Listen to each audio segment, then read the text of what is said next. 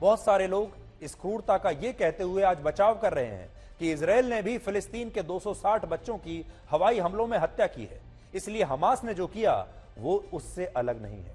लेकिन यहां आज आपको इन दोनों हमलों के बीच के अंतर को भी समझना होगा। आज all India Muslim personal law board के लोग ये कहते हैं, जैसा मैंने आपको बताया, कि फिलिस्तीनी तो अपने ऊपर हुए उत्पीड़न का बचाव कर रहे हैं। अब देखिए बड़ी बात क्या है, महिलाएं और बच्चे दोनों तरफ से मर रहे हैं।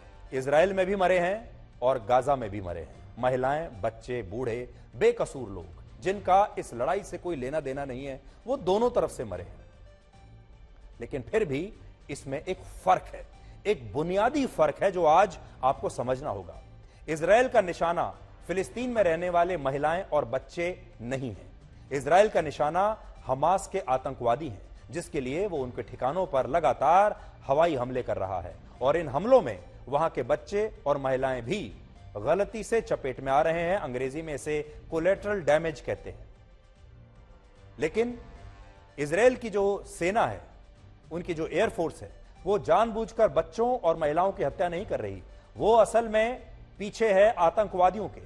और हमास के आतंकवादी जानबूझकर स्कूलों में जाकर छिपते हैं, कॉलेजों में जाकर छिपते हैं, यूनिवर्सिटी में जाकर अपने हथियार छुपाते हैं, अस्पतालों में जाकर छिपते हैं। और जब वहां पर बमबारी होती है तो फिर वो ये कहते हैं कि देखिए महिलाओं को मार दिया, बच्चों की हत्या कर दी, इजराइल कितना क्रूर है।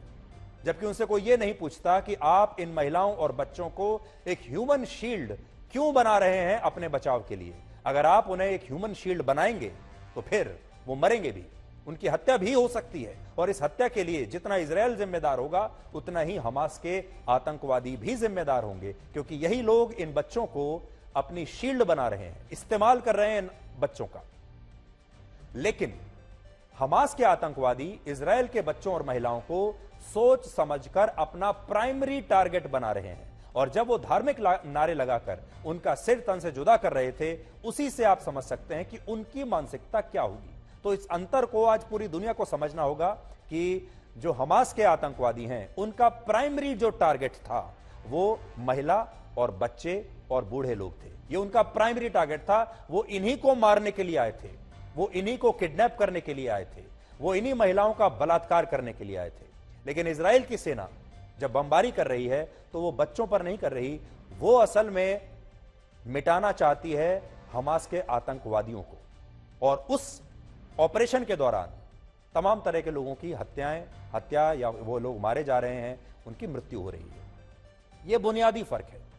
इजराइल की सेना ने जब हमास के एक आतंकवादी से यह पूछा कि वो इजराइल की छोटी छोटी बच्चियों और महिलाओं को बंधक बनाकर अपने साथ क्यों ले जा रहे हैं, तो उसने जानते हैं क्या बताया?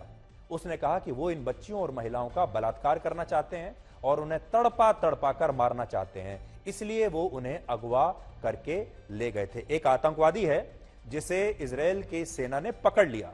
पकड़ने के बाद उससे पूछताछ की और पूछताछ में वो ये बात बता रहा है। तो अगर ये धर्म की लड़ाई है, अगर ये विचारधारा की लड़ाई है, अगर ये अपनी भूमि की लड़ाई है, तो इस भूमि की लड़ाई में इतनी अपवित्रता कहां से आई है कि महिलाओं का बलात्कार करने की नौबत आ जाए, बच्चों का सिर तन से जुदा करने की नौबत आ जाए? ये कौन सा धर्म है? आप इससे अंदाजा लगा सकते हैं। अब इस सवाल पर आते हैं कि हमास के हमलों के बाद अब इजराइल आखिर चाहता क्या है। इजराइल ने जबरदस्त युद्ध अब छेड़ दिया है और इजराइल का जो अल्टीमेट एम है, देखिए जब कोई भी सेना किसी युद्ध में जाती है तो उसको सबसे पहले यह तय करना होता है कि हमारा अंतिम लक्ष्य क्या है। तो इजराइल का अंतिम लक्ष्य क्या है? अंतिम लक्ष्य गाजा में हमास के आतंकवादियों का खात्मा करना है। अंतिम लक्ष्य गाजा पट्टी पर पूरा की पूरा कब्जा जमा लेना है। अंतिम लक्ष्य इजराइल का क्या है? आज बड़ी बात यह है, जब हम ये समझ जाएंगे तो फिर हमें ये ऑपरेशन भी, ये युद्ध भी समझ में आने लगेगा। इजराइल ने गाजा पट्टी में बिजली, पानी और ईंधन की सप्लाई अब पूरी तरह से बंद कर दी है और अब से कुछ देर पहले गाजा पट्टी के सभी पावर प्लांट ईंधन न होने की वजह से बंद हो गए हैं और पूरे के पूरे गाजा पट्टी में अब बिजली नहीं है और पूरा गाजा अब अंधेरे में डूबा हुआ है। इस वक्त की बड़ी खबर यह है कि इजराइल ने बिजली बंद कर दी है, ईंधन बंद कर दिया है, पानी बंद कर दिया है। इसके अलावा इजराइल ने अब से कुछ देर पहले पूरे गाजा पट्टी को सैन्य क्षेत्र घोषित कर दिया है, जिसका मतलब यह है कि इस सैन्य क्षेत्र में अब इजराइल बड़े पैमाने पर हमले करेगा। और इसके लिए इजराइल ने गाजा पट्टी के साथ साथ लेबनान, इजिप्ट, सीरिया और जॉर्डन के बॉर्डर पर भी बड़ी संख्या में अपने सैनिक और अपने टैंक्स तैनात कर दिए हैं। और ऐसी आशंका है कि एयर स्ट्राइक के बाद अब इजराइल के सैनिक गाजा पट्टी में जमीन के रास्ते भी प्रवेश कर सकते हैं, यानी अब जो सैनिक हैं वो गाजा पट्टी में प्रवेश कर जाएंगे। इसीलिए हम आपसे बार बार आज ये कह रहे हैं कि अब इस युद्ध का विस्तार होगा। अब ये युद्ध सिर्फ एक फ्रंट पर नहीं, गाजा से दूसरे फ्रंट पर जाकर ये युद्ध अब फैलने वाला है। अगर ऐसा हुआ तो अगर इजराइल के सैनिक गाजा में प्रवेश कर गए तो इससे 20 लाख की आबादी वाले गाजा पट्टी में बहुत खून खराबा होगा, जहां 99% मुसलमान रहते हैं। इसलिए आज बड़ा सवाल यही है कि आखिर इजराइल का लक्ष्य क्या है। इजराइल अगर हमास को भी खत्म कर देता है तो भी फिलिस्तीन का विवाद उसके लिए कभी खत्म नहीं होगा। और इसीलिए आज हम ये कह रहे हैं दुनिया को यह समझना होगा कि हमास और फिलिस्तीन एक नहीं है। फिलिस्तीन की समस्या अलग है और हमास अलग है। हमास की विचारधारा अलग है और अगर इजराइल ने हमास को समाप्त कर दिया, जड़ से भी मिटा दिया, तो भी फिलिस्तीन की समस्या तब भी वैसे की वैसे ही उसके सामने रहेगी।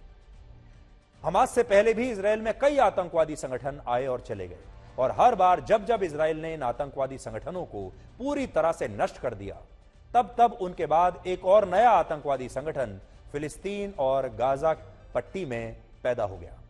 यानी आज अगर इजराइल अपनी पूरी ताकत के साथ हमास को खत्म भी कर देता है तो भी फिलिस्तीन और उसकी भूमि विवाद जो उस पर चल रहा है, यह विवाद समाप्त तब भी नहीं होगा और भविष्य में कोई नया आतंकवादी संगठन फिलिस्तीन के लिए एक दोबारा आवाज उठाएगा और इजराइल के सामने एक नई चुनौती बनकर खड़ा हो जाएगा। बहुत सारे लोगों का मानना है कि इजराइल इस बार हमास को पूरी तरह से खत्म करके गाजा पट्टी को अपने पूरे कंट्रोल में ले सकता है, लेकिन इतिहास कहता है कि इजराइल ये पहले भी कर चुका है और ऐसा करने के बाद भी उसकी मुश्किलें तब भी कम नहीं हुई थी। ये थोड़ा ध्यान देने योग्य जानकारी है, आपके काम आएगी। आप याद कीजिए वर्ष 1967 में जब अरब देशों से इजराइल का युद्ध हुआ, तब उसने 6 दिनों के अंदर ही तमाम अरब देशों से यह युद्ध जीतकर पूरी गाजा पट्टी और वेस्ट बैंक के तमाम इलाकों को अपने कंट्रोल में ले लिया था। यानी इस पूरे इलाके को इजराइल ने जीत लिया, अपने कंट्रोल में ले लिया। और वर्ष 2005 में गाजा पट्टी इजराइल की सेना के कब्जे में रहा था 2005 तक। इजराइल ने इस विवाद को खत्म करने के लिए तब गाजा पट्टी में यहूदियों को भी बसाने की कोशिश की। तो इजराइल ने पहले क्या किया, पूरा की पूरा कब्जा कर लिया 1967 में, और फिर उन्होंने सोचा कि हम यहां यहूदियों को भी बसा देते हैं पूरा इलाका, क्योंकि हमारे कंट्रोल में है। और 2005 तक उन्होंने इसे अपने कंट्रोल में रखा। लेकिन वर्ष 2000 के बाद जब गाजा पट्टी के मुसलमानों में इन यहूदियों के खिलाफ हिंसक आंदोलन उन्होंने शुरू किया, तो इजराइल के लिए मुश्किलें और बढ़ गईं। तो देखिए, जब आप किसी जगह की डेमोग्राफी बदलने की कोशिश करते हैं तो ऐसा होता है।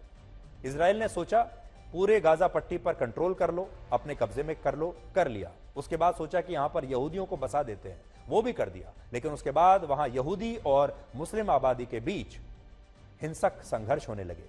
गाजा पट्टी में इजराइल का सुरक्षा खर्च इतना बढ़ गया कि उसने वर्ष 2005 में गाजा पट्टी के इलाके से अपनी सेना वापस बुला ली। और इसके बाद वर्ष 2006 में गाजा पट्टी और वेस्ट बैंक के इलाकों में आम चुनाव हुए। इन चुनावों में हमास को 132 में से 74 सीटों पर जीत मिली थी। तो इन चुनावों में हमास भी लड़ा, यानी हमास एक पॉलिटिकल पार्टी बन गया और चुनाव में वो लड़े और 132 में से 74 सीटें उन्होंने जीती। और फतेह नाम की एक और पार्टी को तब 45 सीटों पर जीत मिली थी। ये दो पार्टियां थी। हमास के पास बहुमत था, इसलिए उसने गाजा पट्टी और वेस्ट बैंक की नई सरकार का गठन किया।